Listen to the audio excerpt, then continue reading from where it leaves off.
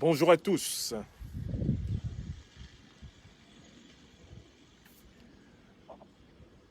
En ce lundi 14 février 2022, je voudrais ponctuellement intervenir pour dire pourquoi, à mon avis, dans la lutte antiterroriste qui se déroule aujourd'hui en Afrique, ce serait une faute et une erreur monumentale que de considérer que la France peut être et doit être le principal ou l'allié stratégique avec lequel les Africains vont s'en sortir. Partagez ce direct, mes chers amis. Je vous salue. Je vais donner 3 raisons pour lesquelles la puissance française ne peut pas être l'allié stratégique dont les Africains ont besoin pour vaincre le terrorisme qui ensanglante aujourd'hui le continent. Je dis bien 3 raisons. Alors, je vous invite à partager cette émission. Je vous invite à la protéger. J'ai fait ce matin une revue de presse, une revue générale de presse sur l'actualité africaine. Et j'ai vu que pour un certain nombre de leaders d'opinion, bien souvent instrumentalisés bien sûr par les réseaux de la France-Afrique, il faudrait absolument réussir à mettre dans le crâne des Africains l'idée selon laquelle ils ne peuvent pas mettre fin à l'invasion terroriste en cours sur le continent sans le soutien de la puissance française. Ainsi, un leader religieux, s'exprimant depuis le Qatar, a dit à propos du Mali que le Mali doit intégrer le fait que son principal partenaire stratégique pour lutter contre le terrorisme, c'est la France. Je voudrais ici m'insurger contre cette affirmation, cette thèse, qui en réalité est une thèse qui est frappée du coin de l'ignorance. C'est une thèse qui est frappée du coin de l'irresponsabilité. Et c'est une thèse qui est frappée du coin du compromis et même de la compromission envers ceux-là même qui sont à l'origine de la déstabilisation de l'Afrique aujourd'hui. Je dis, il y a 3 raisons pour lesquelles la France, en particulier, et les grandes puissances occidentales en général, ne peuvent pas être considérées aujourd'hui comme les partenaires stratégiques avec lesquels l'Afrique peut mettre fin au terrorisme dont elle est victime. Si vous voulez entendre ces 3 raisons, vous êtes 400 personnes en direct de cette émission. Partagez cette émission. Je vous salue, Africaines, Africains, amis européens, amis asiatiques, amis américains des luttes africaines pour la liberté. Je vous salue, diaspora d'Afrique, de tous les continents et de toutes les îles. Partagez cette émission, protégez cette émission. 3 raisons pour lesquelles la France ne peut pas être considérée comme le partenaire stratégique décisif pour la sortie de la déstabilisation actuelle de l'Afrique. Est-ce que vous êtes prêts? Nous allons commencer par la première raison. La première raison est la suivante. La puissance politique française et toutes les puissances occidentales n'ont jamais accepté de reconnaître et de réparer les crimes atroces, innommables et immémoriaux qu'elles ont commis contre le peuple africain. Je recommence. Première raison, j'appelle cette raison-là une raison historique. La puissance française et l'ensemble des puissances occidentales qui sont rassemblées aujourd'hui dans la coalition de l'OTAN n'ont jamais accepté, 1, de reconnaître et de 2, de réparer les crimes historiques abominables qu'elles ont accomplis contre les Africains depuis 5 siècles. Quels sont ces crimes? La traite des Noirs, La traite des Noirs est le fondement du grand capitalisme de l'Occident. C'est l'accumulation primordiale grâce à laquelle le capitalisme occidental a été lancé. Aucune grande puissance occidentale, à ce jour, n'accepte de reconnaître ces crimes contre l'humanité africaine et n'accepte la contrepartie juridico-économique de cette reconnaissance, à savoir les réparations. L'Allemagne a payé à la France des réparations pour les 2 guerres qu'elle lui a infligées et imposées. Je vous rappelle que les Allemands ont payé des réparations à la France jusqu'en 2010 pour la Deuxième Guerre mondiale.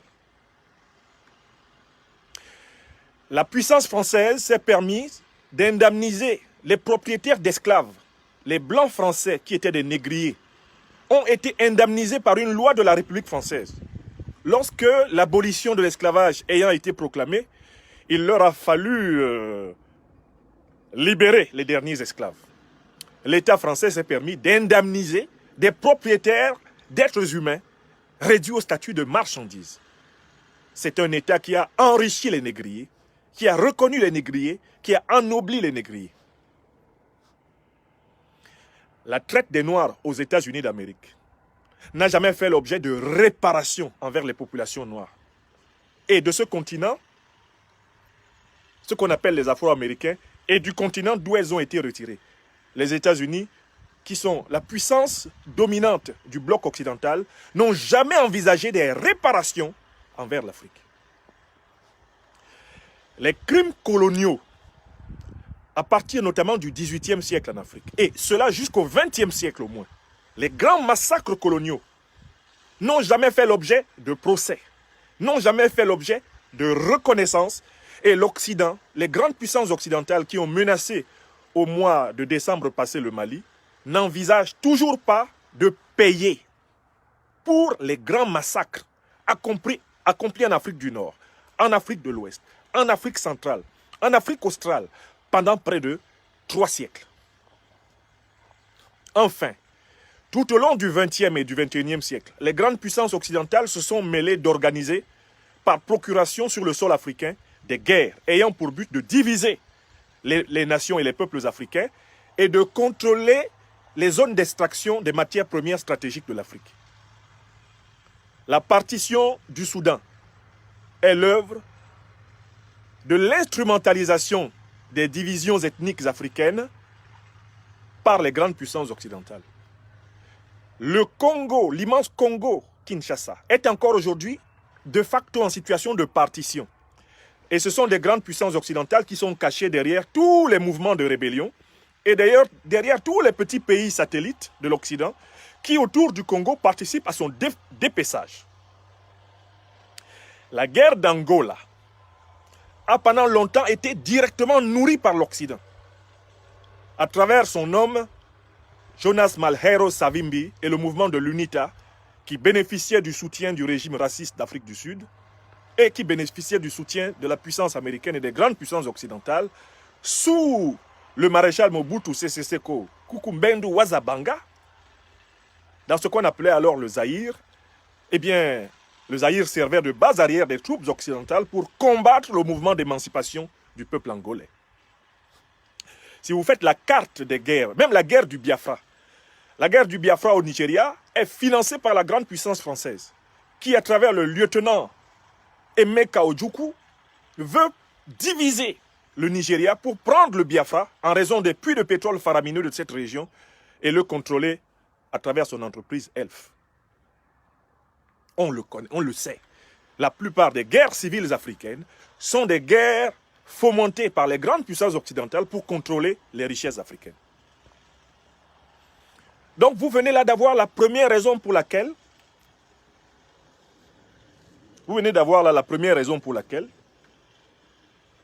ni la France, ni les puissances occidentales rassemblées dans l'OTAN ne sont historiquement bien placées pour accompagner l'Afrique et pour prétendre accompagner l'Afrique dans un processus d'émancipation réelle.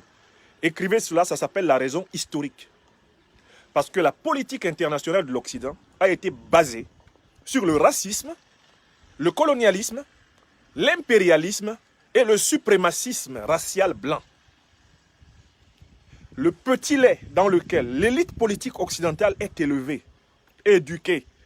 C'est le lait du racisme, c'est le lait du colonialisme, c'est le lait de l'impérialisme, c'est le lait de l'hégémonisme, du suprémacisme occidentaux. Écrivez ça, écrivez ça. Celui qui vient vous dire que pour émanciper l'Afrique, la puissance française doit être l'acteur stratégique principal, c'est quelqu'un qui vient faire ce qu'on appelle du révisionnisme et du négationnisme historique. Le révisionnisme, c'est le fait de vouloir modifier les faits de l'histoire pour arranger la thèse des dominants de l'heure. Le négationnisme, c'est encore pire, c'est le reniement de l'histoire et l'encouragement à l'amnésie. Un oubli fatal, car celui qui ne connaît pas l'histoire est condamné à en répéter les erreurs et même les fautes. Mes chers amis, vous êtes pratiquement 1000 personnes en direct de cette conférence qui est pour le moment en exclusivité sur Facebook et qui sera rediffusée sur notre chaîne YouTube. Est-ce que vous avez bien noté la première raison? La première raison historique pour laquelle aucune Africaine, aucun Africain, aucune élite africaine, aucun dirigeant africain sérieux ne peut se mettre devant les Africains. Aucun leader religieux, aucun leader politique, aucun leader intellectuel, aucun leader citoyen, aucun leader artistique, personne de sérieux en Afrique et dans la diaspora africaine ne peut se mettre devant les Africains et leur dire le partenaire sérieux sur lequel vous devez compter pour combattre le terrorisme, c'est la puissance négrière, coloniale, néocoloniale, suprémaciste et hégémoniste française ou occidentale. Je viens de vous donner la raison. Si vous connaissez un cénacle, que ce soit un cénacle politique, un cénacle universitaire, un cénacle scientifique dans le monde où quelqu'un peut combattre la première raison que je vous ai donnée, indiquez-moi où ça se passe, je prendrai l'avion et j'irai défendre là la première raison. Je vais la documenter à cette occasion, de telle façon qu'en face, il n'y aura pas un seul chercheur capable de dire le contraire. Il y a 5 siècles d'histoire qui plaident pour l'incapacité de l'Occident de considérer que sa relation à l'Afrique puisse être une relation de fraternité, une relation d'égalité et de liberté. 5 siècles qui plaident pour le contraire. Est-ce que c'est bon? Vous avez noté la raison historique? Ok. On passe à la deuxième raison. On passe à la deuxième raison pour laquelle la puissance française ne peut pas être ce sur quoi s'appuient les Africains aujourd'hui pour combattre le terrorisme. Je vais appeler cette deuxième raison la raison géopolitique. Écrivez ça. C'est quoi la raison géopolitique? Notez bien la raison.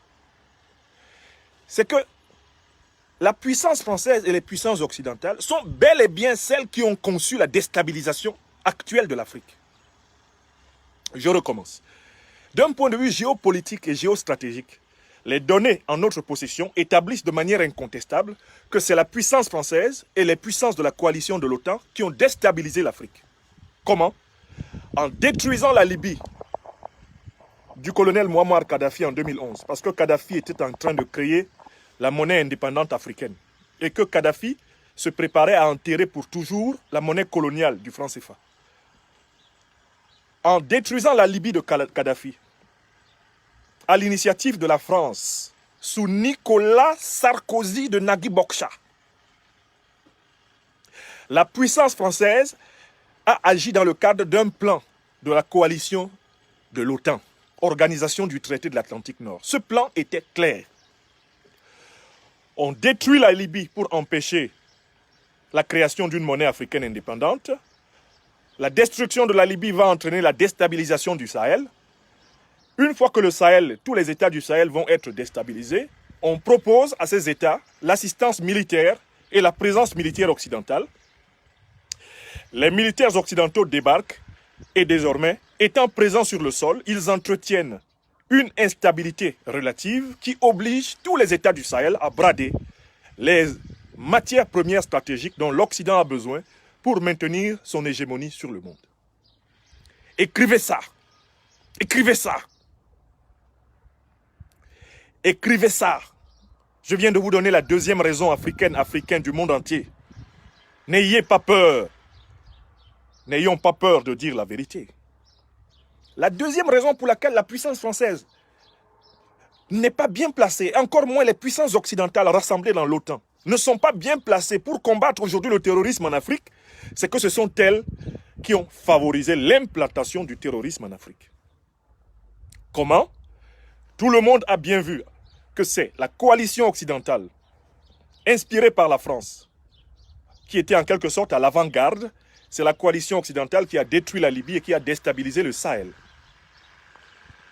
Tout le monde l'a bien vu.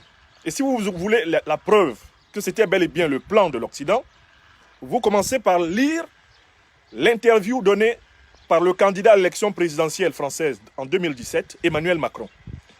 Elle est citée à la page 40 de l'ouvrage du journaliste Marc Endeveld, publié en janvier 2022. L'ouvrage s'intitule « L'emprise », L''E''M''P''R''I''S''E. L'emprise, janvier 2022, publié par Marc Endeveld. Endeveld, E-N-D-E-V-E-L-D. Achetez ce livre. Allez à la page 40. Emmanuel Macron dit ceci. Nous, Français, nous avons eu tort de faire la guerre contre la Libye. Car cette guerre contre la Libye a entraîné la déstabilisation des États du Sahel qui sont tous devenus des États faillis. Emmanuel Macron, actuel président de la République française, a affirmé clairement que l'Occident, et notamment donc à la tête de l'Occident, la France, était coupable d'avoir détruit la Libye et déstabilisé le Sahel. Vous retrouverez la même affirmation dans la bouche de l'ancien ministre aujourd'hui décédé des Affaires étrangères britannique, M. Robin Cook. Il a dit ceci en 2005.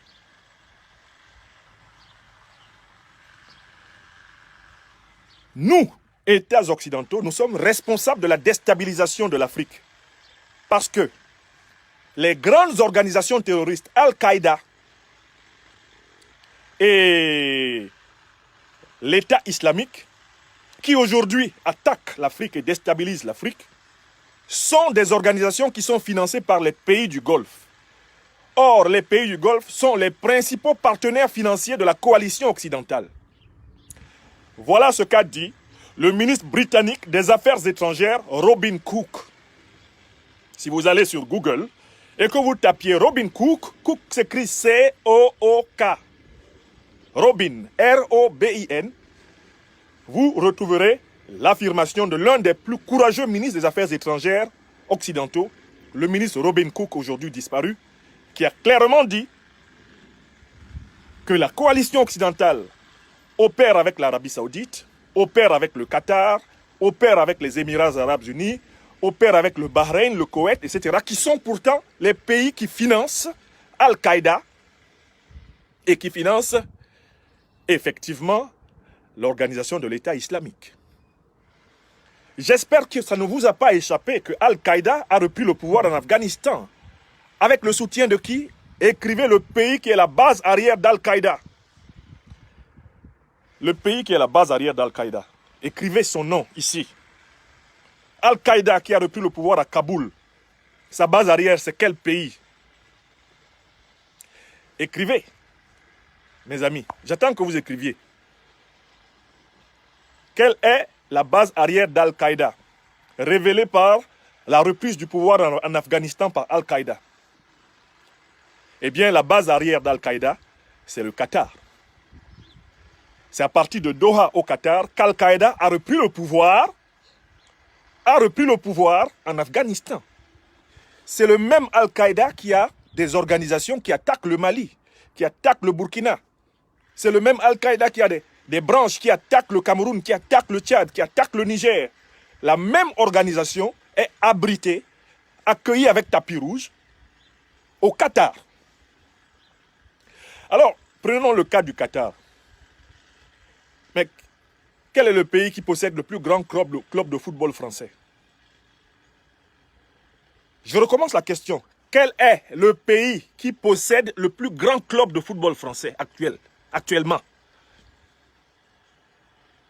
Quel est le pays qui possède le plus grand club de football français? Écrivez son nom. Quel est le plus grand club de football français actuellement? Le Paris Saint-Germain. Qui possède le Paris Saint-Germain? Le Qatar. Quels sont les pays auxquels la puissance française vend et avec lesquels elle fait ses meilleurs chiffres d'affaires en vente d'armement? L'Arabie Saoudite, les Émirats Arabes Unis, le Qatar, le Koweït, le Bahreïn, l'Égypte. D'accord? Alors donc, quant à l'État islamique, il est financé par les Wahhabites qui sont au pouvoir en Arabie Saoudite. L'État islamique même est financé par certaines firmes internationales, comme la firme française internationale du ciment, Lafarge, qui a été jugée et condamnée à Paris pour avoir financé l'État islamique en Syrie, avec la complicité des autorités françaises. Donc il faut que les Africains arrêtent de se faire mentir, tromper, droguer, emberlificoter par des leaders d'opinion qui sont des irresponsables, qui ne sont pas véridiques, qui ne sont pas courageux et qui ne sont pas clairs. Vous ne pouvez pas vous lever, quitter le Mali, aller au Qatar et dire aux Africains qu'ils ne peuvent pas s'émanciper du terrorisme sans la France, alors que la France est la puissance qui a conduit la coalition, qui a détruit la Libye et déstabilisé l'Afrique. D'abord, le Qatar est un allié économique et c'est un allié géostratégique et géopolitique de la puissance française et de l'Occident. C'est dans le cadre d'une stratégie coordonnée de fragilisation de l'Afrique que les terroristes qui attaquent l'Afrique sont financés par le Qatar, l'Arabie Saoudite, le Koweït, les Émirats Arabes Unis. C'est coordonné avec la coalition occidentale. Les Africains le savent. D'accord? Personne ne peut se lever, aller s'asseoir dans les pays du Golfe qui financent Al-Qaïda et qui financent l'État islamique et nous expliquer qui plus est que nous ne pouvons pas combattre le terrorisme en Afrique sans passer par la puissance dont l'élite politique s'est alliée avec les pays du Golfe pour déstabiliser l'Afrique. Donc écrivez ça. Vous ne pouvez pas être les alliés de ceux qui financent les terroristes. Vous ne pouvez pas être ceux qui vendent des armes à ceux qui arment les terroristes et nous dire que vous êtes incontournables pour les Africains qui veulent combattre le terrorisme. Je recommence. La deuxième conclusion. Vous ne pouvez pas, vous, coalition occidentale, vous, élite politique française, être alliés à l'Arabie Saoudite, au Qatar, aux Émirats Arabes Unis, au Koweït, au Bahreïn, auxquels vous vendez des armes sophistiquées, des avions de guerre, des missiles, tout ce qui leur permet, comme par exemple au Yémen, de commettre les pires crimes. Vous ne pouvez pas, d'un côté, fournir les armes à ceux qui arment les terroristes et venir nous dire que vous êtes incontournables pour combattre le terrorisme.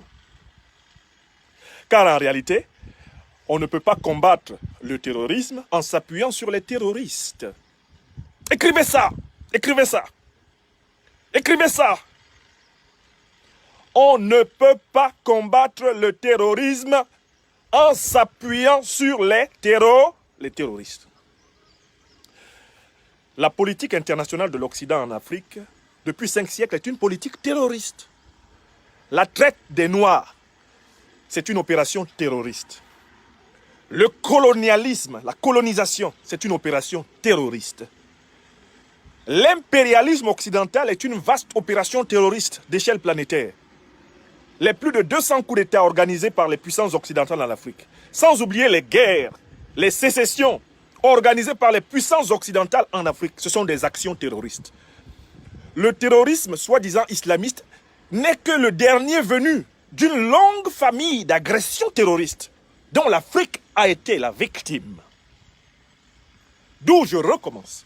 Vous ne pouvez pas nous dire à nous, Africains cultivés, avertis, peuples africains éveillés, vous ne pouvez pas nous dire, nous sommes alliés avec les terroristes pour combattre les terroristes. Non. Dans la logique formelle d'Aristote, il existe un principe cardinal qui s'enseigne dans toutes les universités occidentales. C'est le principe de non-contradiction. Ce principe dit la même chose ne peut pas être à la fois et ne pas être à la fois. C'est-à-dire que vous ne pouvez pas dire à la fois A et non-A en même temps. Non. Ou bien c'est A, ou bien c'est non-A. Mais A ne peut pas être A et en même temps être non-A. C'est-à-dire quoi? Vous ne pouvez pas être des terroristes multiséculaires associés à des terroristes séculaires récents et nous dire que vous allez nous aider à combattre votre propre stratégie. Non, car nul ne peut se prévaloir de ses propres turpitudes. Est-ce que c'est bon? Est-ce que c'est bon? Maintenant, on arrive à la troisième raison. La troisième raison pour laquelle l'Afrique ne peut pas compter sur l'Occident, encore moins sur la France, pour se libérer du terrorisme. Cette raison est la suivante. Dans l'histoire de l'humanité, aucune civilisation, aucun peuple ne se sont libérés en comptant sur les autres. Je recommence. On va appeler cette raison la raison métaphysique ou spirituelle. Je recommence. Dans l'histoire de l'humanité, aucune civilisation, aucun peuple ne se sont authentiquement libérés en comptant sur les autres. Les seules alliances géopolitiques valables aujourd'hui en Afrique sont celles qui vont aider les Africains à se défendre eux-mêmes. Je recommence. Les seules alliances géopolitiques, géostratégiques, économiques, militaires, diplomatiques valables aujourd'hui pour les Africains sont celles qui vont aider les Africains à devenir eux-mêmes une grande puissance dans le cadre d'un multilatéralisme géopolitique planétaire. Il s'ensuit que les Africains ont désormais sur la table deux modèles de coopération. Le modèle de coopération occidentale, qu'on va appeler le modèle occidentalo-africain, c'est le modèle gagnant-perdant. En 5 siècles, les Africains ont eu le temps de voir que toute forme de coopération avec l'Occident est conçue comme une forme de soumission et de domination à l'Occident. L'Occident partant du principe du racisme, du colonialisme, de l'impérialisme, d'accord, du néocolonialisme et du suprémacisme. Pour l'Occident, toute coopération avec l'Afrique doit être une coopération gagnant-perdant. L'Occident gagnant, l'Afrique perdante. D'où le système de domination que nous avons observé et l'absence de réparation, l'absence de reconnaissance, l'absence de rééquilibration des rapports humains, des rapports sociaux, économiques et culturels avec l'Afrique. Les Africains savent déjà ce que ce modèle donne. Ça donne la destruction continue de l'Africain sur toute la planète. Ça transforme tous les Africains du monde entier en des George Floyd, sur le coup desquels le suprémacisme occidental a posé son genou et appuie sans cesse. Les Africains ont sur la table un deuxième modèle qu'ils sont en train de tester dans la coopération avec la Fédération de Russie et la Fédération de Chine. Ce n'est pas un modèle parfait, mais il est meilleur que le modèle gagnant-perdant. C'est ce qu'on appelle le modèle gagnant-gagnant. Dans ce modèle-là, les Africains précisent ce qu'ils veulent. Les Russes, les Chinois précisent ce qu'ils proposent en contrepartie. Et sur la base de cette entente gagnante-gagnante, les réalisations se font et l'Afrique conquiert, et c'est cela la perspective, un nouveau seuil de puissance. Pour les Africains cultivés et éveillés aujourd'hui, il n'y a qu'une seule priorité, c'est d'améliorer le modèle gagnant-gagnant. Je recommence. Le modèle gagnant-gagnant, afro-russe et afro-chinois, a des imperfections. Par exemple, dans le rapport à la Chine, les Africains ont souvent été débordés par la voracité des firmes chinoises qui sont boulimiques de terres africaines et qui, malheureusement, ont un certain nombre de pratiques sur le continent qui sont incompatibles avec la dignité et la liberté des Africains. Il y a donc quelque chose à améliorer. Il y a quelque chose à clarifier dans cette coopération sino-africaine. Mais la coopération sino-africaine, comme sino-russe et comme afro-russe, cette coopération est de loin meilleure à la coopération afro-occidentale. Les Africains éveillés doivent donc améliorer la coopération afro-russe, la coopération afro-chinoise, de telle façon que celle-ci favorise davantage la naissance de la grande puissance africaine, la grande puissance africaine subsaharienne dont nous avons besoin pour la réhabilitation totale de l'humanité africaine mondiale. Voilà le cap, mes amis. N'écoutez pas les bonimenteurs. N'écoutez pas les louvoyeurs. N'écoutez pas ceux qui vivent de la générosité du Qatar, de l'Arabie Saoudite, la générosité des Émirats Arabes Unis, la générosité de Bahreïn, la générosité de Koweït. N'écoutez pas ceux qui, d'une manière ou d'une autre, veulent à tout prix maintenir la suprématie occidentale sur les Africains. Africaine, Africain, écoute ton cœur et participe au seul vrai combat, celui de l'émancipation africaine, celui de la naissance d'une puissance africaine qui puisse peser dans le concert des nations. Et le travail de construction de la puissance africaine passe par l'amélioration de la coopération gagnant-gagnant, russo-africaine, sino-africaine, et l'abolition irréversible de la coopération gagnant-perdant avec l'Occident. Entendez-moi bien, si les Occidentaux acceptent d'entrer dans le modèle gagnant-gagnant, il n'y a aucune raison que les Africains ne coopèrent pas avec eux. La civilisation africaine, dans ses bases spirituelles, est une civilisation antidiscriminatoire, car l'Afrique est le berceau de l'humanité. L'Afrique éveillée n'est pas une Afrique raciste. Nous n'initions et n'incitons à détester aucun être humain en raison de la couleur de sa peau. Nous n'initions et n'incitons à détester aucun peuple à cause de son nom, même simplement à cause de l'histoire. Mais nous invitons à remettre à jour les horloges de l'histoire. Si l'Occident accepte de rentrer dans la coopération gagnant-gagnant avec l'Afrique, il sera traité comme la Russie et la Chine sont en train de l'être aujourd'hui en Afrique. Si l'Occident accepte de faire face à l'Afrique ce qu'il a exigé à l'Allemagne, qui lui a fait mener 2 grandes guerres, 14-18 et 39-45, c'est-à-dire si l'Occident accepte de s'asseoir, d'être jugé et de payer pour la traite des Noirs, payer pour les crimes et les massacres coloniaux, payer pour les crimes et les massacres néocoloniaux, impérialistes, etc. Si l'Occident accepte que tout cela soit posé sur la table, nous serons les pionniers et les acteurs du renouvellement d'une relation authentique de l'Afrique à l'Occident, une relation humaine. Mais si les conditions requises pour une relation gagnant-gagnant afro-occidentale ne sont pas remplies, personne ne pourra plus à jamais mettre dans le crâne des Africains qu'ils ont besoin, pour combattre le terrorisme, de s'appuyer sur les terroristes multiséculaires. C'est hors de question. Voilà pourquoi je voulais aujourd'hui affirmer fortement ceci. Objectivement, historiquement, scientifiquement, spirituellement et moralement, la puissance politique française, l'élite politique française que nous voyons, ne sont pas aptes à mériter le rôle de partenaire principal des Africains dans la lutte contre le terrorisme. Non. Nous appelons au retrait immédiat de la totalité des troupes néocoloniales françaises du sol africain. Nous appelons au retrait immédiat de la monnaie néocoloniale française du sol africain, le franc CFA.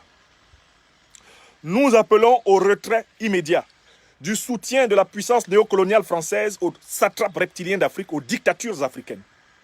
Nous appelons à la fin immédiate de la répression culturelle de la puissance française et des puissances occidentales contre les Africains, parce que l'Afrique sera africanophone. Et qu'il me soit permis de le dire dans ma langue africaine la mieux maîtrisée, le Bassa du Cameroun. Iyom dimbat, iyele pulasi iheya besonda gwebe manola i Cameroun. I Afrika yoso. Iyom dimbat, iyele pulasi iheya moni mwemi wip masebele France fa. I Afrika yoso. Iyom dimbat, behbonba Afrika. Iyele pulasi ni bakana boba so, bambenge.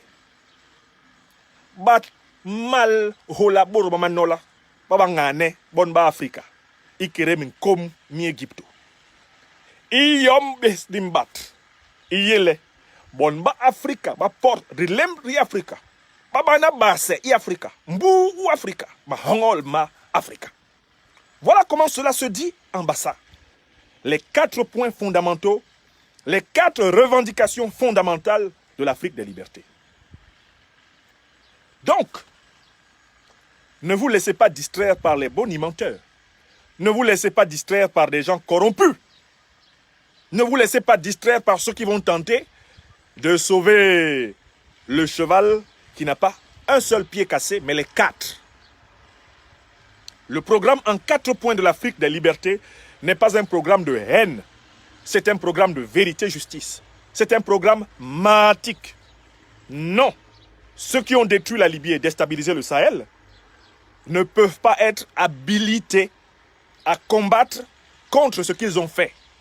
Car en fait, ce sont des stabilisateurs du chaos. Ce sont des chaotiseurs. Ce sont des gens qui, en quelque sorte, sont des exploiteurs du chaos, des marchands du chaos. Ils utilisent le chaos pour imposer leur ordre. Ils utilisent leur vieille recette du diviser pour mieux régner. Le temps est arrivé où cette méthode ne marchera plus. Car l'unification spirituelle de l'Afrique est en phase d'accélération. Et ce qui est en haut sera comme ce qui est en bas. L'Afrique s'unifie en esprit. Elle va s'unifier dans l'âme. Elle va s'unifier dans le corps. Time is now for a free Africa. A sovereign Africa. A powerful Africa. In truth and justice. In Mahat. That is it. Mes chers amis, vous étiez 2000 personnes en direct de cette mise au point. J'espère que les 3 arguments forts contre l'illusion de compter sur la puissance française, encore moins la coalition occidentale, pour libérer l'Afrique de la déstabilisation qu'elles ont introduite, j'espère que vous avez là 3 bons coups de marteau à infliger à tous ceux qui tenteront de vous dire n'importe quoi. C'est fini. Ce n'est plus sur RFI, sur France 24, ce n'est plus sur TV5, ce n'est plus sur leurs médias BBC, quoi qu'ils veulent, ce n'est plus là-bas que l'Afrique cherche sa vérité. L'Afrique cherche sa vérité en elle-même, par elle-même. La matière grise africaine est en reconversion et en réinitialisation. Elle est en renaissance. D'accord? C'est ce qui est. C'est ce qui fut. Et c'est ce qui sera. Partagez et protégez cette émission et distribuez-la partout où on a tenté de soutenir la thèse contraire. Car nous sommes là, au service de la Mahat. Béni soit l'Afrique. Bénis soient les Africaines et les Africains du monde entier qui sont éveillés et qui participent à l'œuvre de la vérité et justice. Bénis soient les dirigeants des gouvernements éveillés de la diagonale mystique africaine qui va de Bangui à Bamako. Bénis soient les Africains de tous les autres pays qui se préparent à dégager les satrapes reptiliens au service du suprémacisme, de l'impérialisme, du colonialisme, du néocolonialisme, du racisme occidentaux. Oui, béni soit-il. Et que dans nos cœurs, on ne trouve point la haine, mais la juste colère de ceux qui veulent voir naître une civilisation en forme d'amour, de vérité, de justice, de beauté, de prospérité partagée. Une civilisation mahatique, une civilisation ubuntique, une civilisation ubuntique, une civilisation maholique. Oui, dans ma langue bassa, on dit mahol. Ning imahol. La vie dans la prospérité intérieure et extérieure. La vie magnifique. C'est cela à quoi nous aspirons. Et c'est ce vers quoi nous souhaitons conduire le peuple de Kama, le peuple africain. Soyons fiers et debout. Soyons fiers et debout. Soyons fiers et debout. Ainsi soit-il. Bonne journée à tous. Merci encore de partager cette émission.